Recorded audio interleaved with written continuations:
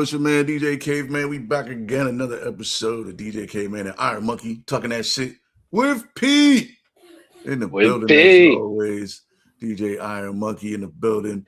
Pete's finally here, man. He's starting to big time us though. I don't know. He had his people call us today, tell us he was gonna be late. He was like, "I'll be there when I get there." Putting on my baby oil right now. You know, he got people now. You know. Yeah. Making us run through the list of questions before we start the show. Yeah. Like we were like, Pete, we gotta start. We're running late. He was like, nah. Yeah. Pete been talking to himself in the third person like Ricky Henderson and shit. You know. Pete don't start shows before Pete hears all the questions that we're gonna talk about today that Pete might have to give his opinion on. Oh, like, Pete can't work with M&M's in the building. Brown M&M's in the building. Brown M&M's in the building. What the fuck are you talking about? It's in the vending machine. It's a vending machine. Okay. Bad vibes. But you kids are killing me. Okay. All right. I love it. Welcome to another episode, man. Your three favorite unks out here talking our shit about what's happening in the world. I got my hat looking like 1990s Memphis Bleak. Not bad, actually. Not bad. You know, sometimes you got to throw the hat to the back because, inside out. Wiggity whack. No, you didn't. Oh, boy. Oh, boy. Oh, boy. That was another bad creation. Oh, jeez. You too. That ABC crisscross beef was weird. It was. We were like yo, everybody's getting money. Everybody's getting money. Like, why are we having battles? It's like, remember there was battles, like boy band battles. Yes, but it was like another bad creation and crisscross, and then motherfucking my group was illegal. That was my group. That was my group. Illegal, yes. With Jamal, the boys. Remember the boys? They had a TV show. Yes. Yeah. Yeah, the boys. Oh man, yeah, because see, even before like they had how every rapper was attached to like a boy band. There was that weird era in like the early 2000s or the 2000s. Every rapper had like a boy band that they was attached to. Whack as fuck. But in the like 90s, 80s, everybody had a kid group. So everybody had a kid group because Eric Sherman, his was illegal. Then Heavy D had his little group with Soul For Real, and then it started to progress more in the R&B. Yeah. That's right. So yeah, everybody had like a kid group, either R&B or rap. It was weird. Yeah. I think everybody had like a female group too for a while too. I was gonna say. Yeah, everybody had the female chick, and they had and the young kid or the kid group. Yeah, I mean, yeah, because Timbaland had his Jermaine Dupri's the OG with the kid group. You know what though? He actually made a very valid point recently, probably about a couple of months ago. He was like, one thing that he realizes with radio, outside of there's no after dark music. All that after dark music gets played during morning drive, dropping your kids off at school and rush hour picking them up and shit like that. But he was like, nobody makes kid music no more. There's no kids making kid music no more. It's all adult stuff, so even when kids do it, it's basically kid bop and it gets dismissed like that, but there's no quality kid music anymore. That's because like a crisscross. There's no more artist development. That's why. That part. You could sign a kid at 14, 15 because you knew you was going to have a couple years to develop him into something like. You know what I mean? Let's not forget that Usher and Chris Brown and Lil Bow Wow and all these guys, they got signed when they was mad young. And then they had time to like kind of grow into themselves. As soon as they stopped doing the Disney Channel and Nickelodeon used to pump kids out too. You know what I mean? Yeah. Christina Aguilera and Ariana Grande and Justin Timberlake and Ryan Gosling was on the Disney Channel. He was part of the Kids Incorporated and all that. Kids Incorporated was my shit. Came out of there. Like there were avenues for kids to go and learn. I don't even know if the Disney Channel still pumping out kid groups like that. I mean, no, because there was a lot of exploitation that was happening in that industry, and rather than putting in safeguards to guard against it, they just did away with the whole industry. Yeah, like Selena Gomez is probably the last one I remember coming out. Yeah, there was a few, but now there might have been a few more, but like it's very few and far between now. Yeah, now they're breaking in through the shows though. Now they're breaking through the reality shows, like from like America's Got Talent, all of them type of shit. It's now that's the new avenue that they're pushing people outside of people just trying to go the indie route and going online and trying to be the YouTube I was gonna say Justin Timberlake, but be the Justin Bieber of it all.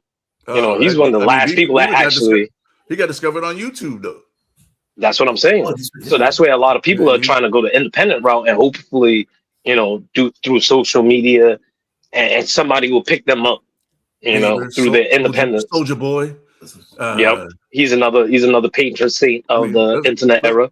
Let's not forget about even Taylor Swift got discovered when she was mad young. You know what I mean? Like they're just But again, there was a time when you know what I mean? She got discovered at like 12 and just basically got locked in a room to write songs for like 5 years. You know what I mean? Like it's like it's like there's no more like development of these artists. It's just like you gotta be fucking ready to go as soon as you get on. Yeah. Or they're not really, or they're just putting you on the shelf. And now our kids have to listen to spend that shit on the way to school in the morning. What it is that you have to create your own fan base as an independent, and then a big market would buy you out and go, all right, you know what? Let's take you on. Right. But you have to do all the legwork. They're not willing to do that legwork because they don't want to pay artists to now not just pay the artists to perform, but now they have to pay for billboards. They have to pay for ads. They don't want to do none of that no more. Yeah. There's no more of that. It's you do the work. We pay you for your labor.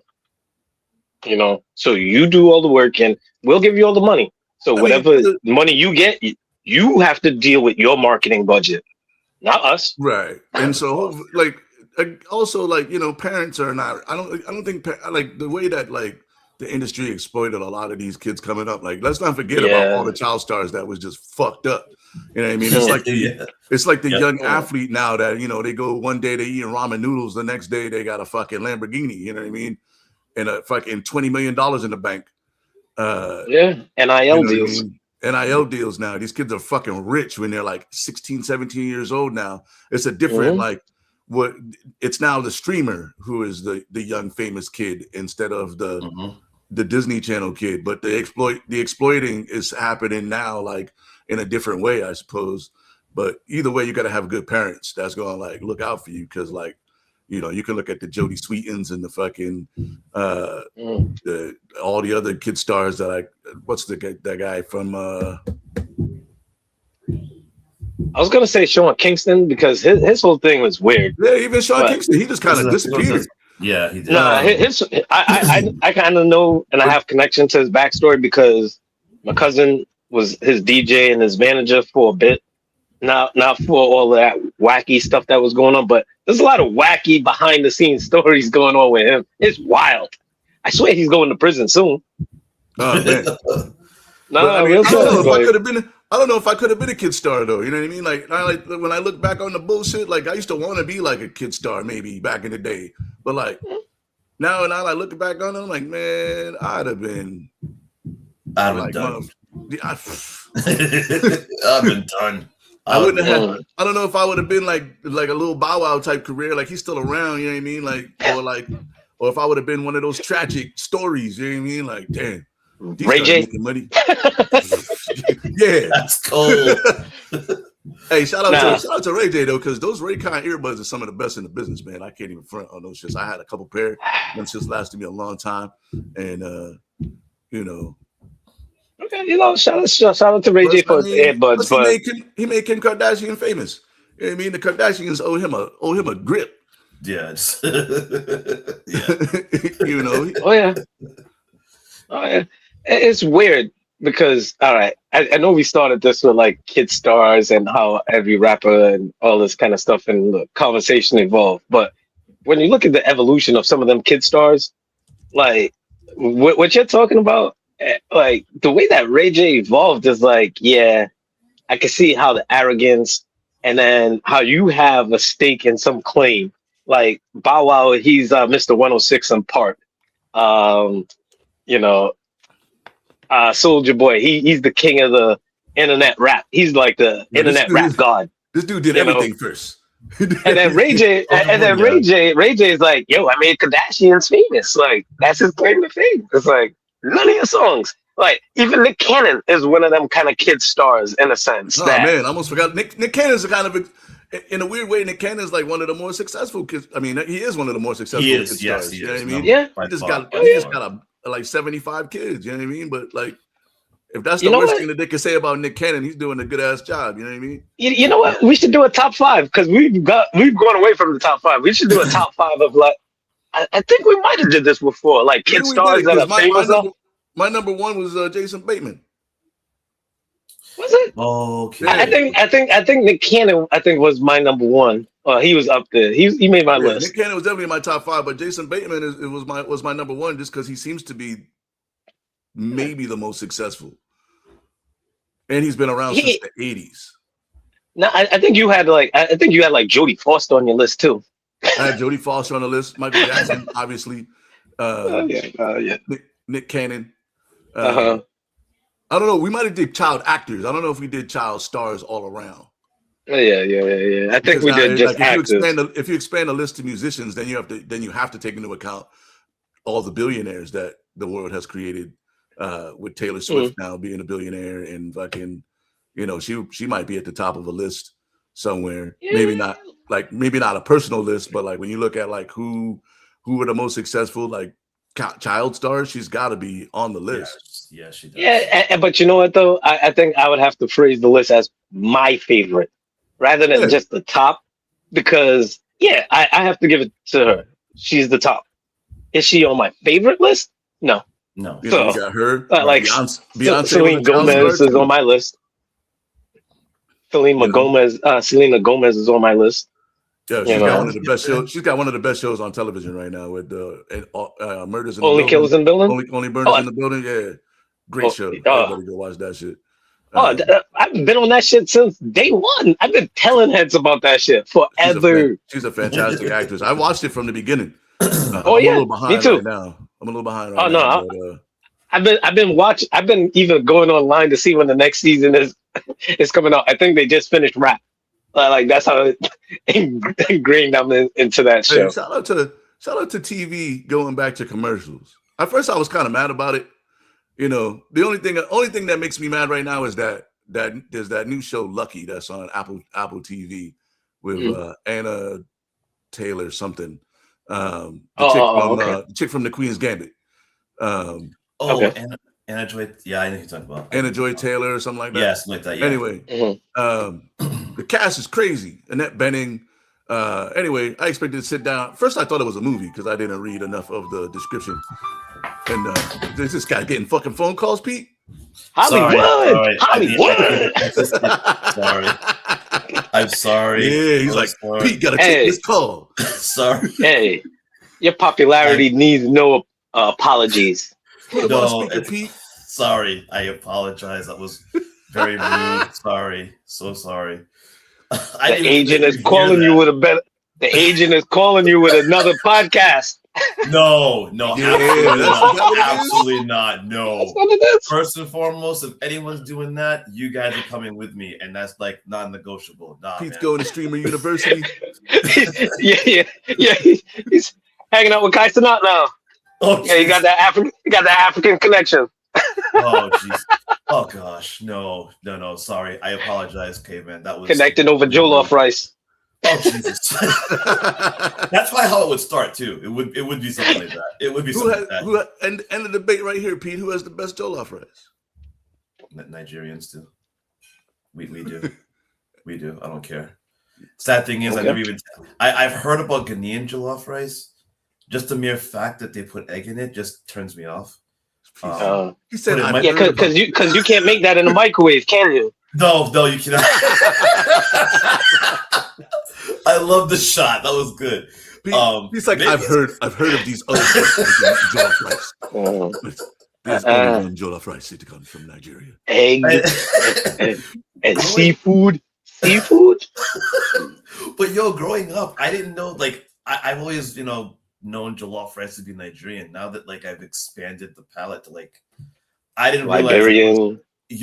It's a war. It's a little war with jollof rice. Its origins apparently, they're not even Liberians, Ghanaians, Nigerians always seem to argue about jollof rice, and none of them. Jollof rice didn't originate in any of them in those countries. So it's guys, what are we doing here? What's going on? What are we No. So it's we're trying to fight over something that is everyone has their own variation of, which is fine. But we're arguing over it as if we originated it, and it's no, we really didn't. So what makes an elite jollof rice? So from my experience, it's just to me, I'm very simplistic, so I don't need a bunch of stuff to it. It's the taste and the texture of the rice. So it's soft but firm. It's not mushy, and then it's just the right enough punch where it's it's still flavorful but not overbearing. And see how he's not giving away no secrets, no seasonings. The rice is not boiled in beef broth. I'm over here with my pen trying to write down some ingredients and shit. No. It's the rice is boiled in beef broth. None of that. He's not giving away nothing.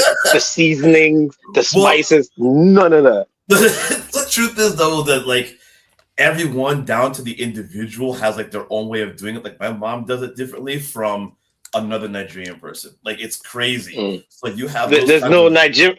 No, but is there a Nigerian standard? You don't add meat, or you don't add a certain kind of herb to it. The herbs of so I would say that there is a standard for the mix. I think it's the levels or the quantity on what you want to make. If you want to add more red pepper, or you want to add red pepper down, write it down. And such. We fishing. We big game fishing here. We big game fishing.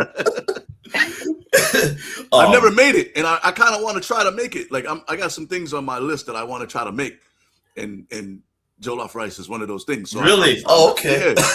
No, because we'll talk offline, Pete. We'll talk offline. We'll get the ingredients. No, because I'm watch. also making hummus, and I gotta make. I'm trying to figure out hummus, and I want to do falafel. Oh, I mean that's good. Falafel. I want to try to make falafel. Yeah, hummus is a good one to get started with because it's very basic. I've done a couple of different hummuses myself. It's very simple. Very, very, very, very simple.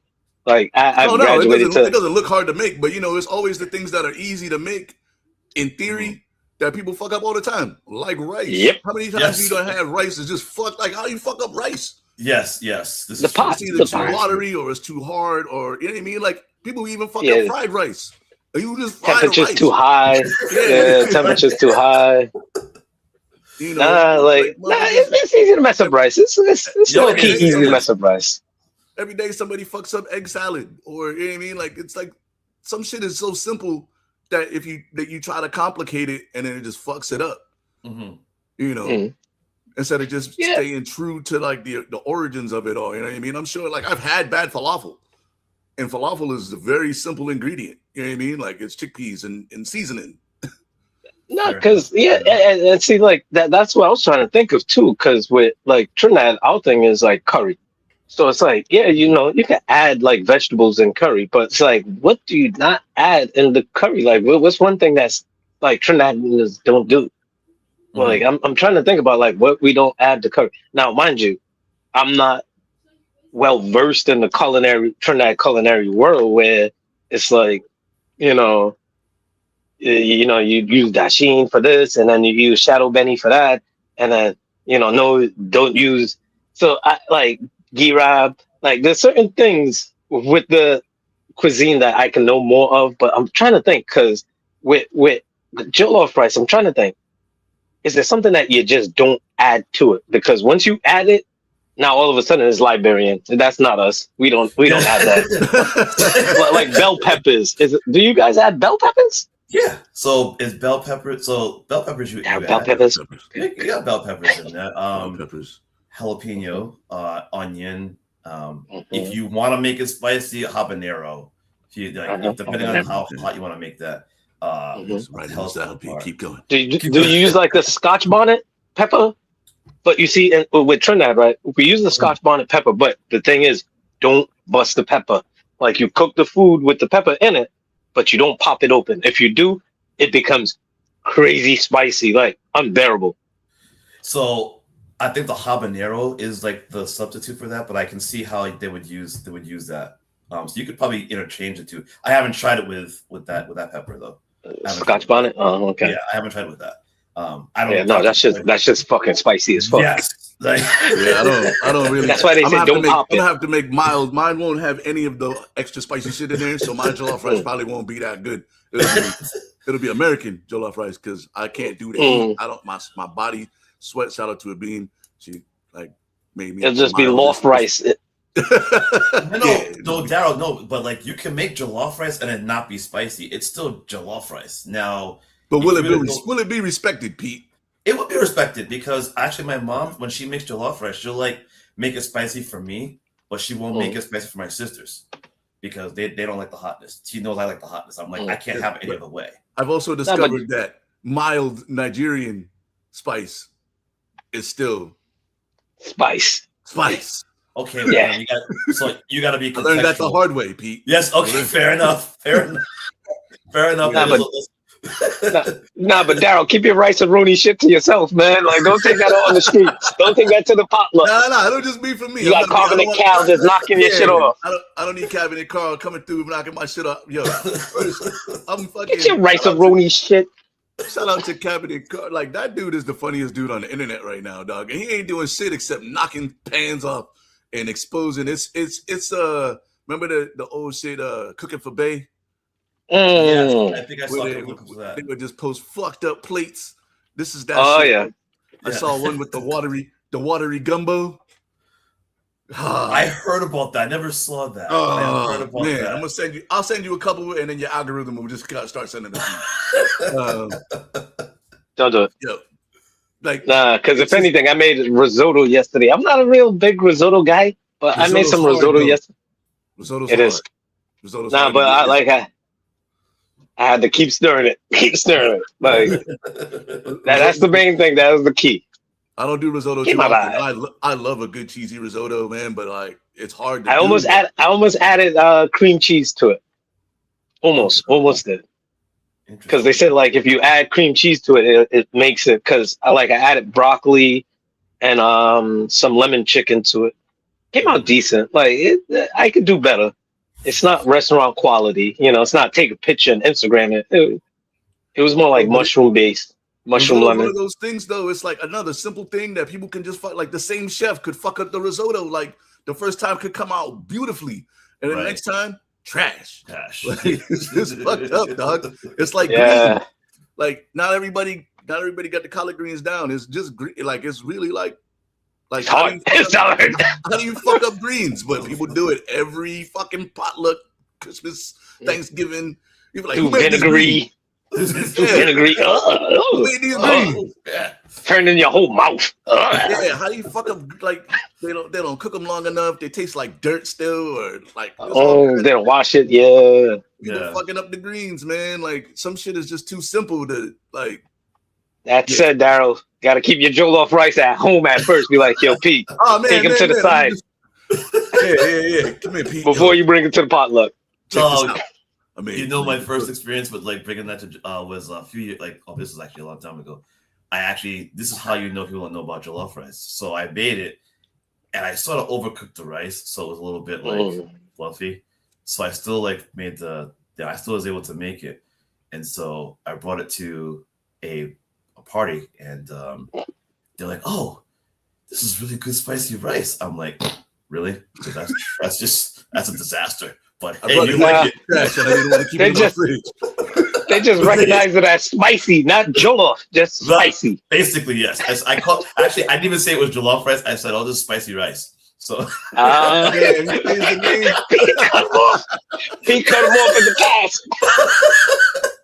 Hey guys, I can't associate this with me right now. So. Hey guys, I made spicy rice for the party. Oh shit! That's it. This is spicy rice. Hey, throw a little ranch on there. Throw a little ranch on there. Blue cheese on this buffalo rice. So, buffalo rice he's making. I saw people eat it. They said that they liked it. I'm like, all right, good. All right, I'm not gonna do that again. But okay. I thought they liked it because it was labeled as spicy rice. Probably. If it was labeled jollof rice, it would have been a different conversation. Especially if there's why is it so fluffy? Was it cloud rice? It's about to rain? It's thunderstorm rice? What's going on here? Oh, shit. Hey, almost 30 minutes in, and we still haven't done like the proper intro, but that's cool. Make sure you hit the fucking QR code above my head, man. Hit that like and subscribe and shit. Shout out to everybody in the chat and everybody on Facebook and Instagram, motherfucking YouTube and Twitch. We gotta hire some kids to handle the Twitch account because right, what the fuck I'm doing over there. We could be popping off on Twitch. I don't even have Twitch on my phone. That's how bad it is. I just motherfucker cussing me out like, yo, what the fuck this motherfucker smoking? Like, I went and saw has anybody else seen The Odyssey? I haven't seen it, but like I won't spoil it for you guys, but it is fucking amazing. And if you get a chance, if you have a 70 millimeter IMAX, or if the IMAX theater is showing it in 70 millimeter, go see it in 70 millimeter. That's one of the movies I wanted to see. It's absolutely, don't see it at home. Like it's not. This is not a pirate film unless you got an IMAX level theater. Mm-hmm. Like go see it at IMAX. It's worth it if your IMAX charges a couple more dollars. Like it's worth going to see it in IMAX, man. Like it is fan-fucking-tastic. It's one of the movies that they said that they made to bring people back to the theater. Like it's a theater movie. Like the theater was packed with shit, man. The theater was packed with shit. Like and like I love movies in that. Like I mean, we read the books in high school. You know what I mean? Right. I think I read The Odyssey in the 8th grade. You know what I mean? And just on my own. And then. Nice. And then we read it again in high school, The Odyssey and the Iliad. We read in high school for sure. And and then Troy came out, and Troy was like the best of the storyline for the longest time. Troy came out like 1997. You know what I mean? Yeah. So I was like, been waiting. And I guess Christopher Nolan was supposed to. Shout out to Chantal. She sent me this little tidbit of information. Christopher Nolan was supposed to do the original Troy. But he was like kind of new and up and coming, so they gave it to Wolfgang Peterson instead, and he did a fantastic job. But I hope that now that The Odyssey is out, they jump back and let Christopher Nolan redo Troy. Nah. That'd be Jason and the Argonauts. Ooh. That's one they need to redo. They need to redo that. Jason and the Argonauts, that's a good one. That's a good one. That's the shit that's the reason why I want to go see this movie in the theater, because like I grew up with them shits, with the monsters, the claymation, like even with the old school Hercules and like he's fighting all them shits. Yeah. But as corny and campy as it is, and I like it, I actually like it. I prefer it in a theater when it's that Christopher Nolan way and done in that treatment. He's the man right now with this shit, man. Like, and man, go see it. Go see it so we can talk about it, because I'm not gonna fuck it up. Yeah. Because if anything, like him and probably Zack Snyder are like visually, like big theater wise are the two people that I look forward to. Like, as much as I like Wes Anderson, like Wes Anderson is more my quirky side of things, but when it comes to like blockbusters, like movies, them's my folks. Them's my peeps. It's different from Michael Bay because the movies are, you know what I mean. There's some substance. Like this casting was amazing. Yes, that's the part. Casting was amazing. And you know what I enjoyed? I'll give you this. I'll give you this one tidbit that doesn't really fuck up the movie. At least it doesn't give away any spoilers. Right. And I want to give credit to Denzel because he's the first person I've seen do it that I can think of off the top of my head. Where they do these like Roman pieces or pieces in like, you know, old Rome or whatever, and they gave everybody like a weird British accent or like, you know, European style accent. And Denzel was like, nah, I'm gonna just be me and do this shit in my own voice. And everybody used their there's no accents. Everybody just uses their, like, John Leguizamo sounds like John Leguizamo. You know what I mean? Except for Tom Holland, who's actually British. You know, he left his accent at home, but it was very, like, it seemed a little more palatable. Like not more palatable, but it didn't seem like nobody was forcing an accent. Everybody was just speaking in their own voice. And that kind of like made a difference for me, at least, because I'm like, yo, now I know that nobody the fuck is the kid? I can't think of his name now. There was a show on Netflix that Marco Polo, and they was using like that was really dope too.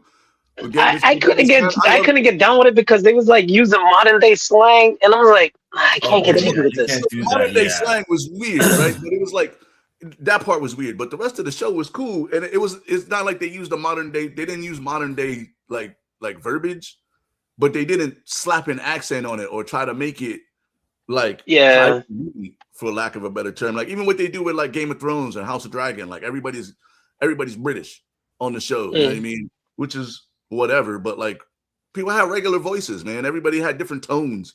Like it was cool to like see John Leguizamo not try to do some bullshit that he would have been bad at. You know what I mean? Fair enough. Yeah. You know. So yeah, go see it, and then we can talk about it on the show. Because you know what? Without giving it away, no spoilers. But with He-Man, it's kind of like that. Fair enough. Yeah. I can see. Yes. So it just sounds like Stricken Bell. Not necessarily saying I'm talking about him, but you know, just in general, you'll see. Yeah. You'll see. No, it applies to this. No, I already seen it. Okay. It was actually pretty good. I enjoyed it. Like I said, I don't know if I said this last week, but it was one of those movies like my 8, 9-year-old, 10-year-old self would fully love. Yes. But like the older version of me is like, oh, it is a dope movie. But how's this dude not losing his grips with flats on? Well, like he's on a spaceship. He's on a spaceship, and he's not losing his balance, and he's not sliding on this aircraft, flying through the woods. If you come in, you got the soft bottoms on. You got the soft bottoms. See, the older version of me, that's the kind of shit that I pick on. But I'm like, I just need to let this go. Come on, man. He got the Sperry's on, man. He got the shiny Sperry's. You know what I mean? Sperry's got their boat shoes. They're built for that. Doing barrel rolls and shit like that. And he's still on the aircraft. He's not even doing this. He's just standing there. Like, listen, how many of those movies, right? Like what you said for He-Man. My sons would. I was showing them Transformers back in the day, and I showed them Transformers, and I showed them G.I. Joe. And G.I. Joe, they were like, "Wait, Dad, how come there's all this shooting and nobody dies?" It's like, like no one's getting hit. I'm like, listen, just go along with it. Like all of the property damage, all this property damage, and everyone's alive. Like, you just gotta this is how you know I'm old. This is how you know you're old, because you're looking at property damage. Yo, they're fucking up this dude's lawn. Like, yo, the action is really intense now. It's something simple like, you're doing donuts on somebody's lawn. It's like, yo, that's some disrespectful bullshit. Hey, yo, you know how long it's gonna take for him to fix that? Crashing like a big meteorite crashing through my house. Like, yo, who's fixing this fucking roof? my insurance. Like my insurance, right? but that's the thing. Like, I have to let go with movies because you know what? It's a movie. Yeah. You know, because growing up, I was like, yo, I'm kind of scared going to New York because all the bullshit happens in New York. Like, I don't want to go visit my grandmother. All the bullshit happens in New York, and you got turtles. Marshmallow Man might pop up. Yeah, motherfuckers with kung fu. You're walking down the street, you see motherfuckers with them slippers on after seeing a kung fu movie. You're like, what? This motherfucker's about to slap me with his feet. Should be a Flash Gordon remake would be great for my soul right now. They should. That would be a good one. That would be because that was one of that. Flash Gordon is like when you go back and watch it now. Oh, god damn, that shit is trash. That and Action Jackson. That and Action Jackson is trash. But the time, like I remember seeing Flash Gordon as a kid, and I was like, "This is amazing." And then I watched it again, like as a grown up, and I'm like, "What? How the fuck?" Yeah. The TV show was good. The TV show was good. The cartoon was good. Flash Gordon, the cartoon was good. Yeah, the cartoon was cool, but like, go back and watch the movie and see how much you get through. Oh no, So you could get away with them pew pew guns in cartoons, but in actual movies, and then you see the little light, right. And the sound effects be weird as fuck. Yeah. This is why Star Wars is so good. Like from a because it holds up. Because it holds up. Like the special, even though you know the special effects are old, it's still like it still holds up, man. Like, but some of the shit they was doing in the 80s was garbage. The Foley work. The people that do the sound effects. Yeah. Yes. You know, that's one of them low key things. I'm still trying to figure out Best Boy. Like, who the fuck is this Best Boy? Like, oh, I don't know, man. Yeah. I don't know. But speaking of terrible movies. Oh yes. What a lead in. Yes. Movie of the week. Yeah. So, all right. So originally I had another movie because I'm making a trend of this where I suggest the movie, and Wednesdays usually I'll cut off for a final cut. So after we got off the feed last week, I had a movie. Disco Godfather. It was basically the same thing as Black Dynamite, but just with Rudy Ray Moore. Mm-hmm. Shit was trash. Okay. Shit was trash. Now, mind you, I was like, all right, let me switch up this movie before these dudes watch it, because this movie's trash. I don't want to expose them to that shit. So I was like, I was already on Tubi. I was like, and I'm like, all right, fuck it. All right, you know what? Let me pick a movie. You know what? Fuck it. I've been circling around this movie forever. I've seen it twice before. It's highly topical. So movie of the week is Idiocracy. My thing about this movie wasn't that good of a movie. In terms of like some of the execution points, some of the humor, it was kind of flat for me in terms of, it was real paper thin. Like the beginning, it had promise when he, as it evolves without giving too much away. And I'll get to a little bit in depth in a second. But when it transfers in the movie, it's kind of flat. It had like some points where they made, it's a good satire in terms of some speaking points of today, where a lot of things that happen in the future, basically, quietly is happening today, even though this movie was done years ago. This is at least, 2005. I think 2006. 2006. So it's a 20-year-old movie. It's a 20-year-old movie. So mind you, as you look at it, we're basically on that trek. As you look at society and the way things are going societal-wise. This movie for me is just one of them kind of movies where you put on, you just finish watching a movie and it's autoplay, and you're like, what the fuck is this? It's kind of interesting. And then when you actually sit and watch the whole thing, start to finish, it's like, nah, it's all right. You know, this is not one of my best movies. This is probably one of my worst picks, like overall wise. Where I'm gonna give it I want to give it a 2.5. You know, it has its poignant parts. Some of the humor is kind of lowbrow and is repetitive, but it's Mike Judge. The guy that did King of the Hill. uh, King of the Hill, Beavis and Butthead. Beavis and Butthead. So, so that kind of humor is expected. I think he also did my favorite series is Tales from the Tour Bus. That I love that series. I think season 1 of that was when they was doing like stories of country singers, and then season 2 was his funk singers. Absolutely love that series. But either way, one thing with this movie, Crocs was not a thing until this movie. Yes. It was an actual joke, where it was a joke in regards to the laziness. Yes. To the people of that time. Right. Yep. Fast forward, it's a $1 billion industry today.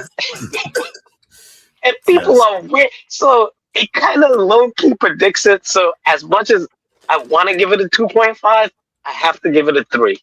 Just for that kind of foresight in itself. Yes. But it's not my best pick movie. It's a throwaway. Sometimes you can't keep throwing fastballs all the time. Sometimes you got to throw a curveball, keep people a little bit offbeat. I was going to go with You Don't Mess with the Zohan, but it's too much sexual references with that. One of the reasons why I haven't gone with Black Dynamite like how Pete went with previous week, which is fine. I absolutely love the movie, but same thing with Zohan. But, I try to keep the sexual references and things to a minimum as much as possible. So, with this movie. So actually, originally it was 2.5, but with the foresight and everything, the redeemable qualities, I'll give it a 3. All right. Yeah, that's so. Yes, I'm glad you brought up the Crocs. That was one of my my points. I was going to say, hey, those shoes were literally just as a joke, and there was a conversation where I was like, that's not going to work, and they ended up doing it, and now fast forward, we're here. Prison shoes. Yeah, something like that. Yeah, the prison shoes. I was like, wait, what? But yeah, I mean, like I had said earlier, this was probably the most appropriately titled movie I've ever seen. Ever. Because it was just one moment after the other, and it's just like, okay, this is like a train. You're about to, go into about to crash, and you just want to see what happens, type of thing. And it was just nonstop silliness with the whole thing. I mean, but it has electrolytes. Like I was like, I can't take this. that whole electrolyte thing was killing me. I like money. I like money. I like money. Dax Shepard's character was fantastic. I have to say, Dax played that character too so well. That's who he is. Like he's a lot more. He's.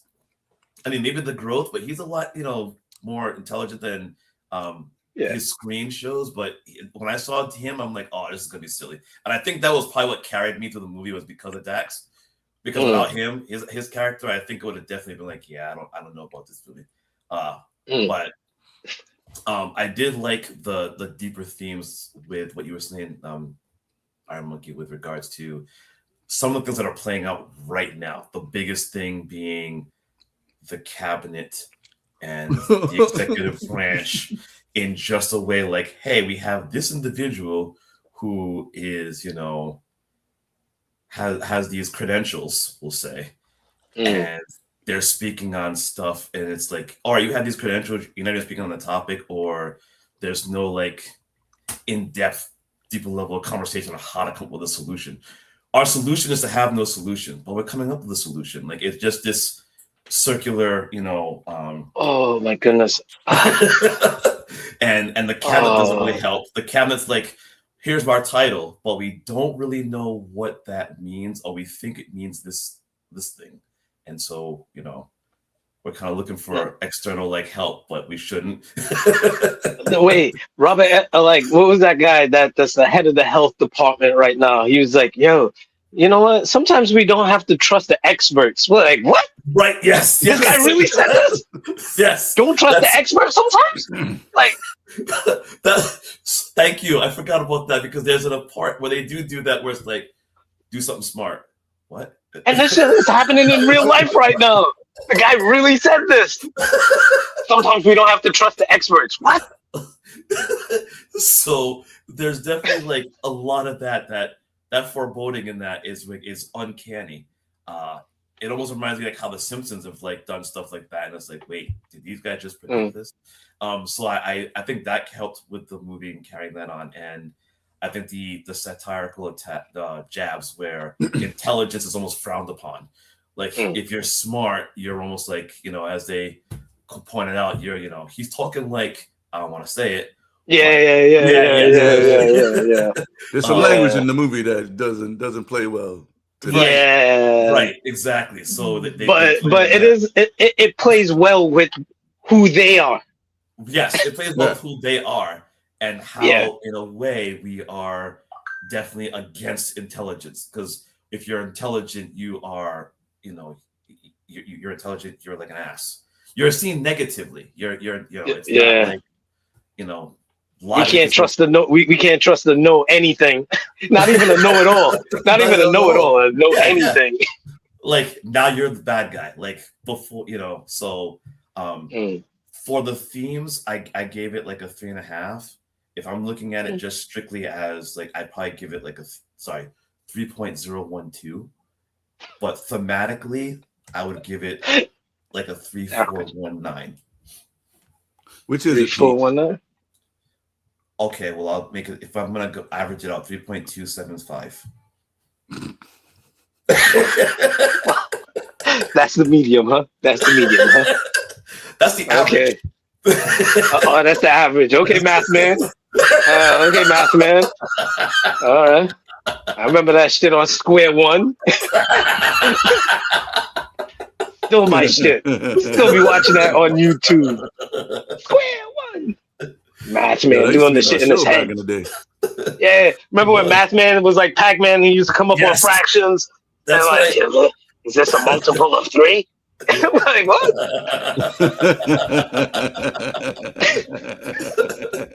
Math man. Damn, he had so many different decimal points and he just did the average like that. Math man is on it. Right. Woof. Caveman, all right. So Daryl, what do you think about this crappy ass movie? Man. So listen, first off, the cast is crazy. Like I'm like, oh yeah. Luke Wilson, he's funny. Oh shit, Maya Rudolph, she's funny and sexy. All right, this is gonna be. And Maya Rudolph is fucking hilarious. Like I don't care. Like she's one of the best comedic actors in the game. And I forgot about homeboy. Jack Shepard and fucking Terry Crews shows up out of nowhere as the president. It's like when I immediately went back to when what was that, the Hulk Hogan movie for some reason.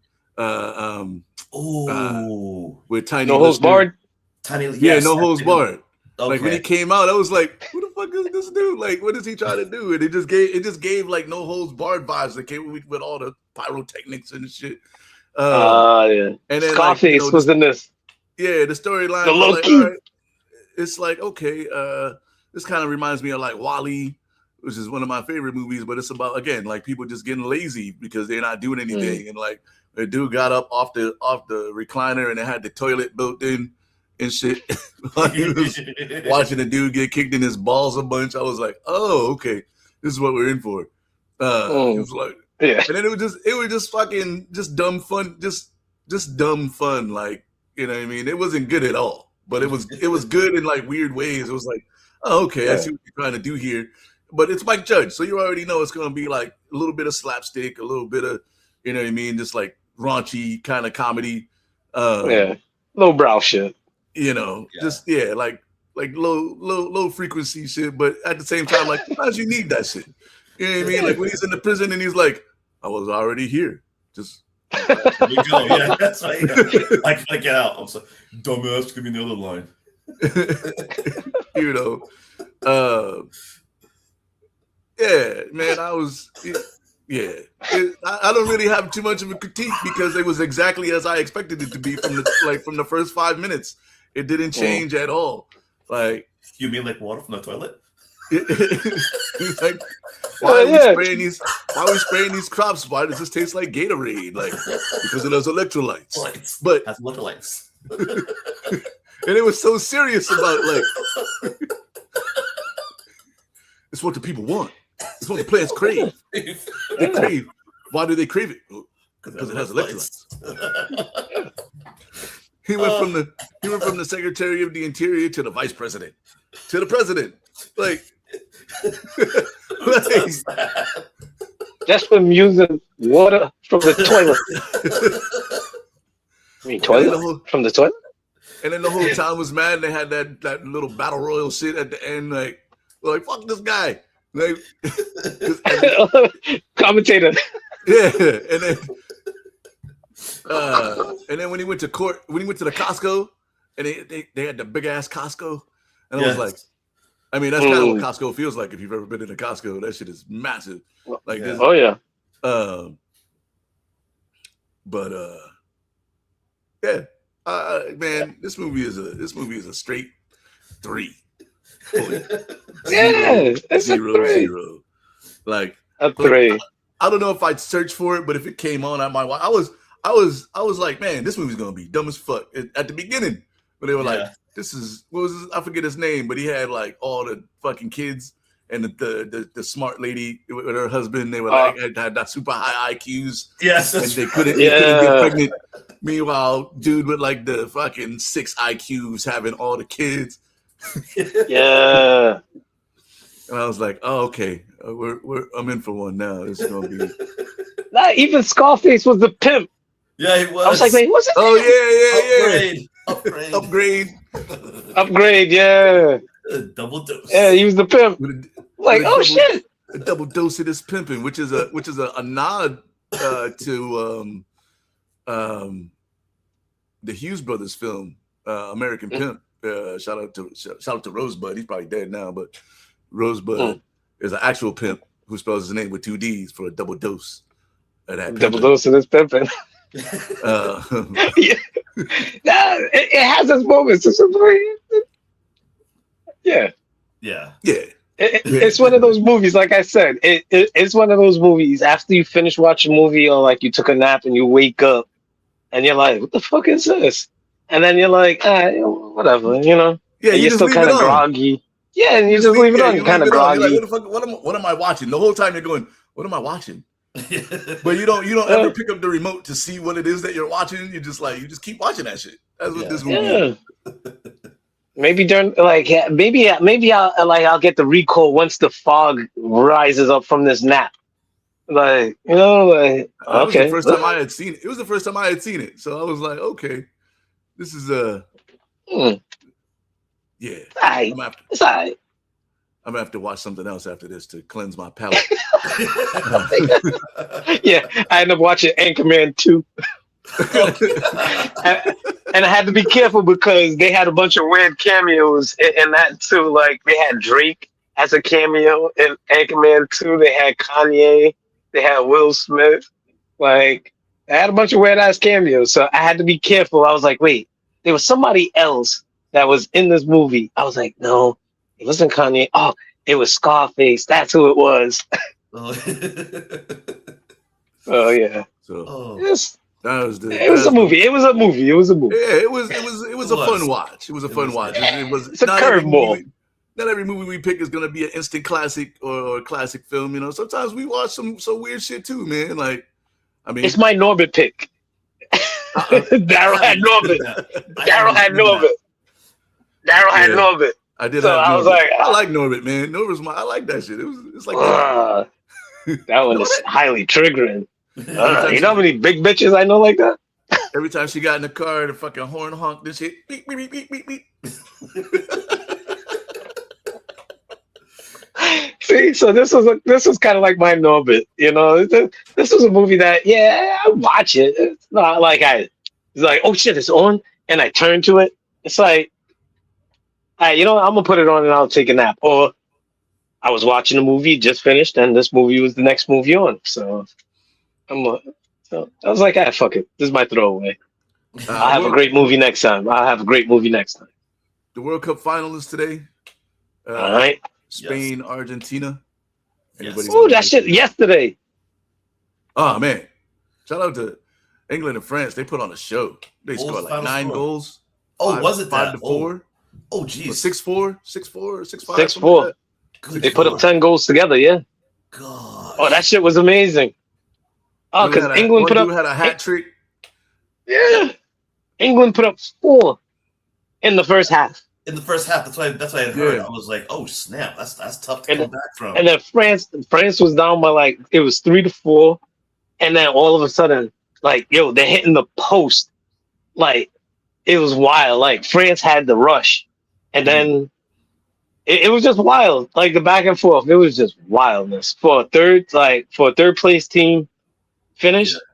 Yeah. People like what the fuck they're playing third place like it's whatever. I'm like, nah, man, this is gonna be a shootout, and it was a shootout. No, I ain't seen a score in a hockey in a football game like that in a minute, dog. That's what I'm saying. Yeah, like they were lighting the goal up. Like they need to put the goal light like they do in hockey on soccer goals, man. I need more. What, smaller? Nah, like the fucking when you score a goal in hockey. Yeah, that's right. Yeah. But that shit was amazing. People put on a show yesterday. It was great play. The dude passed Pele. I can't think of his name. I was kind of like watching it. I was just watching it in the peripheral. He had 7 goals. He had 7 goals in this World Cup, and he passed Pele an assist. Mbappe he's out for the Golden Boot right now because he has the most goals. I think he has like 7 goals because he scored like 2 last night. Oh yeah, the dude from England has 7 as well. One of the guys that scored, they were talking about it, I think. I was only half paying attention. Yeah, because I know that somebody had passed Pele with assist. In a World Cup. So tonight is or this afternoon in a couple hours is Spain versus Argentina. 3:00, right? 3:00. Okay. I believe so, yeah. Anybody Eastern? Do we have predictions? Oof. I want to say Argentina. Just for greatness, but a big part of me is saying Spain. That's where I'm at. I was gonna say experience-wise, I would go with Argentina. But yeah, something tells me it's gonna be España. Because I think Spain only gave up 1 goal so far this whole World Cup, and I think was the Cape Verde. No, I think the only goal.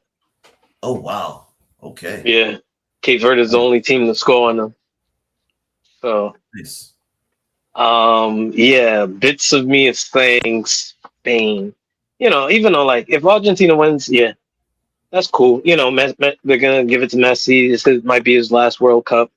That's cool. I don't want to root against greatness, but I'm saying Spain. Each team had 18 shots on goal in yesterday's game. Told you. They were going crazy. That's crazy. Told you. Yeah, today I'll even take it a step further. I'll say it's 3-2 today, Spain.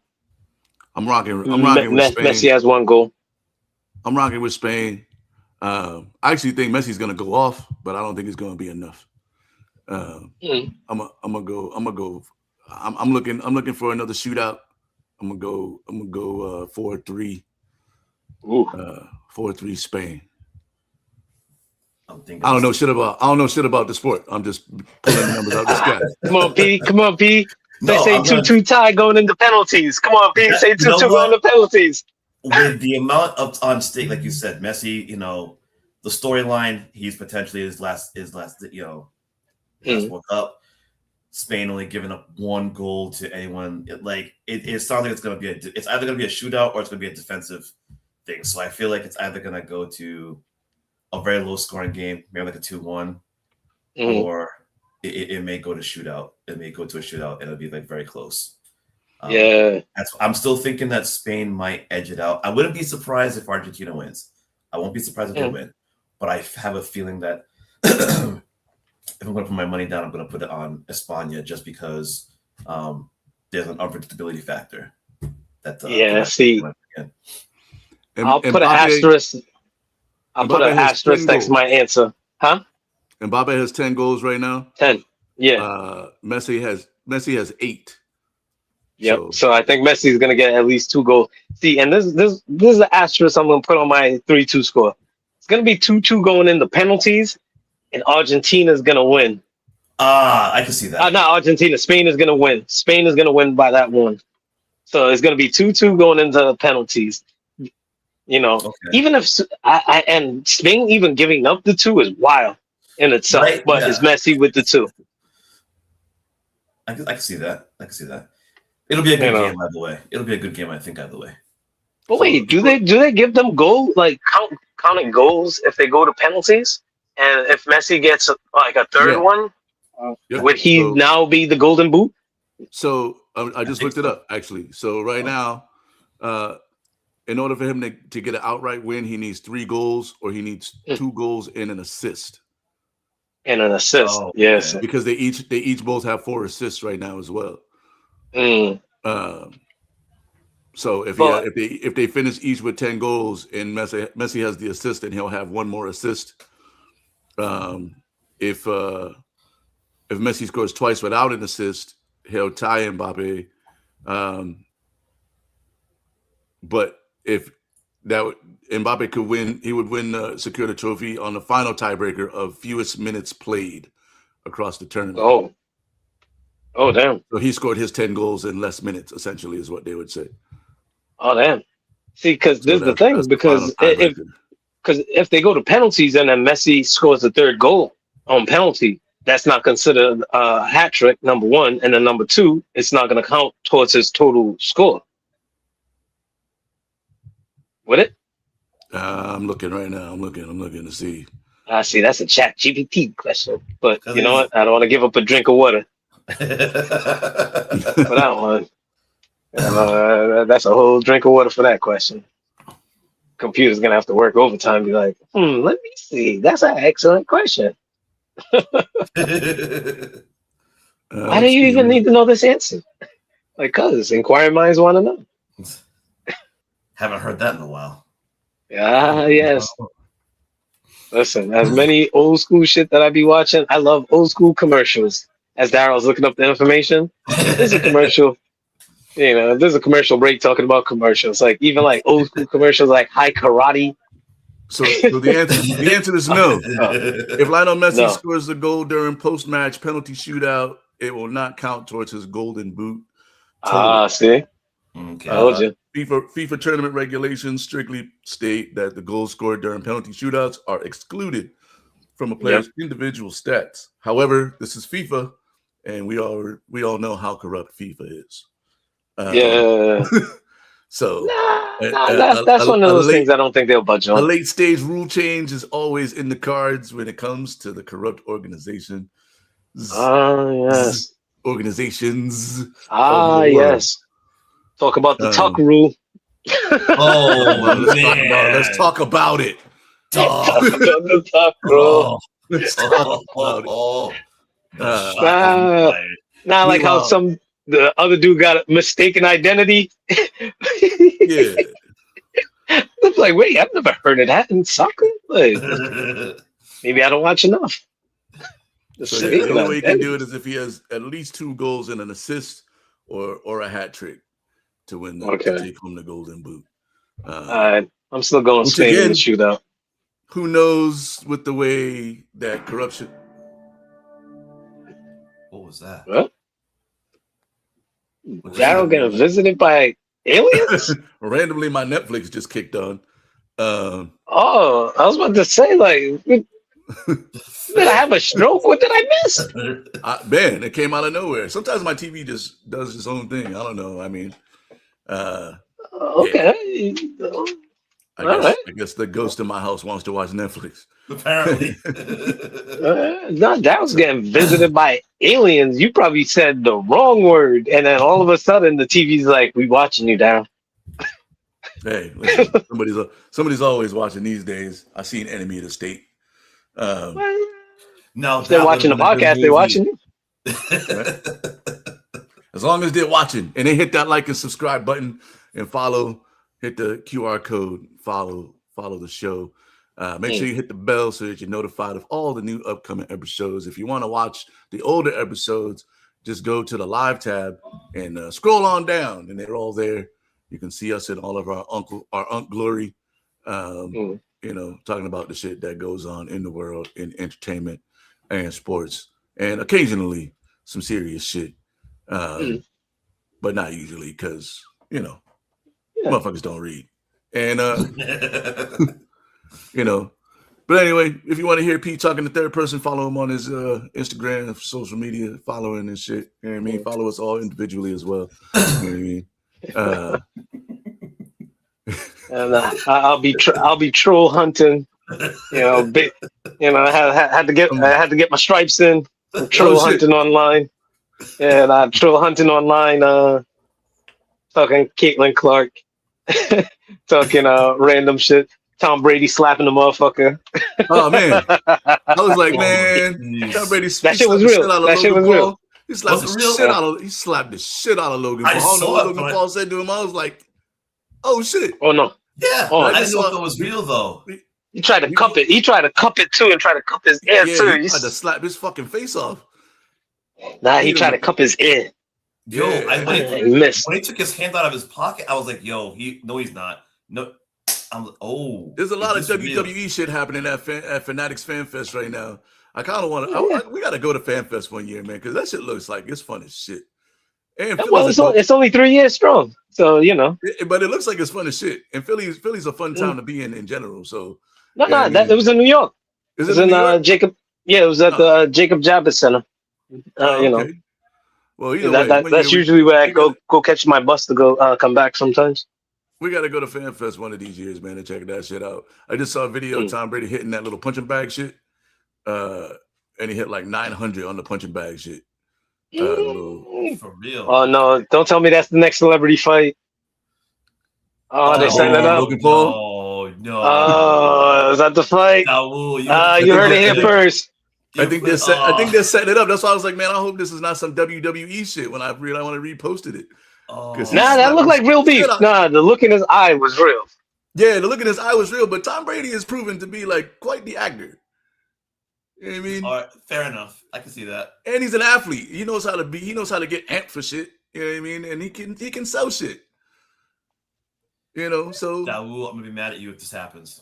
I just know his old ass don't need to be in nobody's WWE ring. Put it on Kalshi. He's something years old. Put my bet on Polymarket or Kalshi or one of them betting things where you can make your own bets. Word. But anyway, check us out next week, man. We'll catch y'all on the next episode. Like and follow, subscribe, all that shit. It's another episode of DJ Caveman and IronMonkey talking that shit with P. Fresh out the microwave with the Jollof rice. No microwave. No microwave. Not for Jollof.